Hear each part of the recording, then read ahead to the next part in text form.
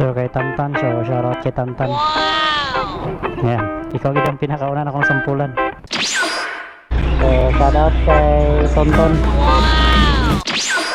Ayan mga bay, nandito na yung order natin na Hero 4 Silver. So binaklas na natin sa ating lagayan ito mga bay pag deliver. So ito po yung freebie ni Hero 4 Silver. So may screen po ito mga bay. Ayan. Ito po dalawang extra battery. So ito po yung pinasok sa ating Hero 4 Silver. So hindi ito original. So yung extra is yung original lang mga bay. Ayan. Isang ganito, ang tawag nito bumper case. Tsaka ito. Ayan mga bay, at itong charging connector. So walang GoPro nakatatak. May isa pa. So dalawang pang HDMI. So ito is pang HDMI mga bay. Ito yung charging port. Itong microphone mga bay, sipalit na po ito natin na binili. So doon lang din sa seller na natin to in order yung microphone.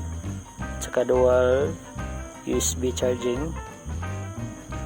So yan. At itong case, waterproof case sa ating Hero 4 Silver, at i-try natin i-on. Yan po.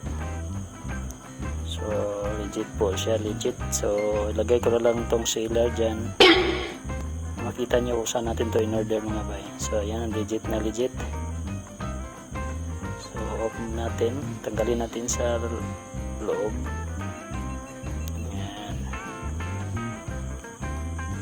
So yan mga bay, ito po siya. So yan. So may scratch po siya mga bay, pero may protector naman siya. So hindi ko kinuha yung sulopin na protector niya, may scratch, diba? So ito lang, dito lang sa labas siya na scratch. So goods naman. So recommended ko yung seller na mas okay yung orderan sa Shopee. So yun, kasi pinanood ko yung rate niya sa kanyang shop at sa seller is maganda naman ang rate niya sa mga bintahan ng Hero 4 Silver at saka sa ibang cams, mga cam doon ng mga GoPro. So dami siyang order mga bay. So ito, i-try natin tong direct. So ito po yung naisip ko, nakikita daming gumagamit ito mga bay na direct for charging.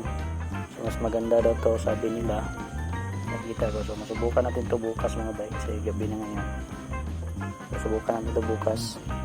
So salamat sa seller. So legit goods. So wala tayong masasabi. So ito po yung isang Hero 4 Silver natin. So dalawa na sila. So may kapatid na si Hero 4 Silver. Ito po yung secondary cam natin, at ito po yung front cam natin. Kasi ito mga bay, hindi malagyan ng microphone. Yan, sira po yung lagayan ng microphone. Yan. Kaya di gaya sa isa. Yan, na kompleto mga bay. So yan, subukan natin ito bukas mga bay. Aga na ang resulta sa microphone, at ito kung paano natin ito i-install. So yan.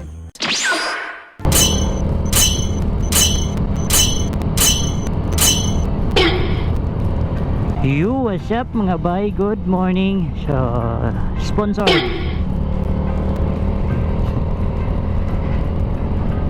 So, ayan mga bay. So, ayun muna natin yung secondary ka mga bay. So, ayan. Tak. Ganon.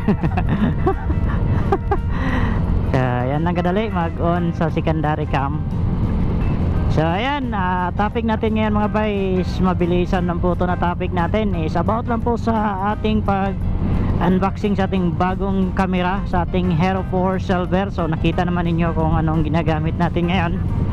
So with mic na po ito mga bay. So wala na, hindi na tayo magiging hassle. So thank you Lord. So at least nakabili na tayo ng bagong Hero 4 Silver. So kahit naalanganin tayo nito pagbili, kasi akala ko baka may scam tayo, pero ayan, thank you sa seller Ayan, goods ang seller, pero tinignan ko muna yung mga background ni seller bago ako nag-order sa kanya. And okay naman, so hindi tayo na-scam. Lahat napadala, except lang sa isang battery na medyo hindi siya sa GoPro. Pero okay lang yun, basta yung isang extra naman is GoPro naman yung brand. Okay lang, walang problema. 5 star rin ang rate natin sa kanya, kasi ako ang pinakaunang nag-order doon sa GoPro Hero 4 Silver, na iba yung package niya. So silver lang, hindi siya nakalagay doon sa Hero 4 Black. So siniparate niya, kaya ako ang muna naka-order, so ako makauna na makarate doon. So 5 star natin yon, para naman na makabawi tayo sa seller. So goods yung seller, so I recommended a seller mga bay. So ito, naka mic na yan, maganda yung mic ni GoPro rin ang pinadala ni seller. Sa lahat ng gastos natin ito mga bay, dala na yung mic is 5,555. So nakaless po tayo 100 plus. So may voucher kasi tayo sa ating Shopee, kasi palagi tayong mag-order doon. Then wala nang hassle, madali na siyang gamitin dahil may mic na, hindi na tayo mag-sync, hindi gaya dati sa ating isang Hero 4 na walang lagayan ng mic. So alam naman ninyo na wala yung lagayan ng mic. So baka napanibago kayo, hindi yan bago mga bay, bago lang tong itong cover niya sa harapan. Maitim ang aking nilagay na color para mas bagay siya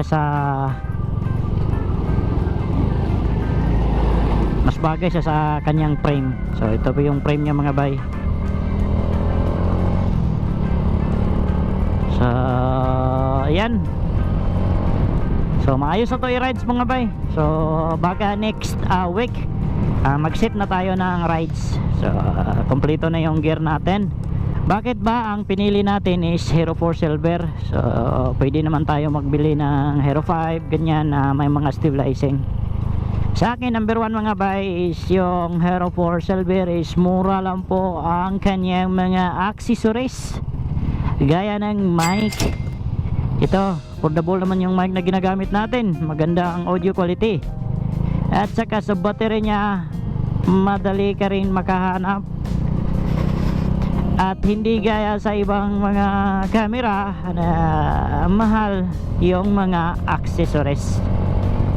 Kaya ito muna ang ating gagamitin, hindi muna tayo mag-upgrade. Soon kung mag-upgrade po tayo, doon po tayo sa Hero 7. So Hero 7 po tayo, pero matagal pa yan.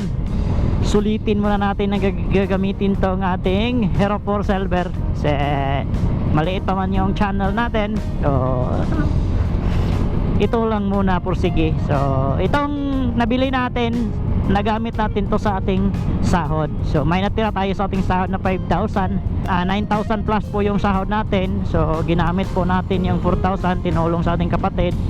At itong 5,000, ito po yung ginastos natin.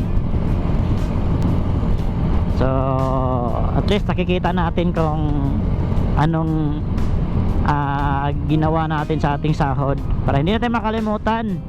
At least first sahod natin yun, dapat may memorable yun, dahil pinaghirapan natin yun, 1 year natin yun pinag-ipon yung 9,000 plus na sahod natin. Diba? Tagal natin naipon yun. Sa ngayon, sa pangalawang sahod natin, wala pa, layo pa natin nakuha yung $100. Pero at least hindi natin iisipin na tayo ay magkapera sa ating ginagawa, kundi masaya tayo mga bay. So yun na lang talagang purpose natin, may remembrance tayo sa mga rides kung saan tayo pupunta. So hindi na tayo mabibitin dahil GoPro na yung gamit natin. So itong GoPro natin hindi na ito mabibitin mga bay, kahit Hero 4 Silver lang to, yan, kakayanin rin niya ang mga kuha gaya ng mga 5 to 6 to 7. So hindi lang tayo magbase sa 8, 9, 10 kasi maganda na yung mga quality niyan. So sa 7 maganda na rin, 5, 6 parang pwede pa, hahabol pa tong ating Hero 4 Silver. So yan lang siguro ang masishare natin. So nakikita naman ninyo sa ating binubuksan na unboxing sa ating bagong kamera na hindi tayo na-scam. So salamat sa sealer. So good sealer, sa at least hindi tayo na-scam. Pero sa Shopee mga bay, hindi naman ako na-scam doon. Yung item lang, may paminsan-minsan yung item. Hindi goods yung pag-deliver nila. May iba na hindi tama. So ayan lang, sobrang pangalawa lang siguro ko rana sa nagalit na yung wala pa ka na leto eh. Wala pa may alas 6 di apod. Di ka magdalik eh. Di pa bulmot. O pala ka na late. Nawagan eh.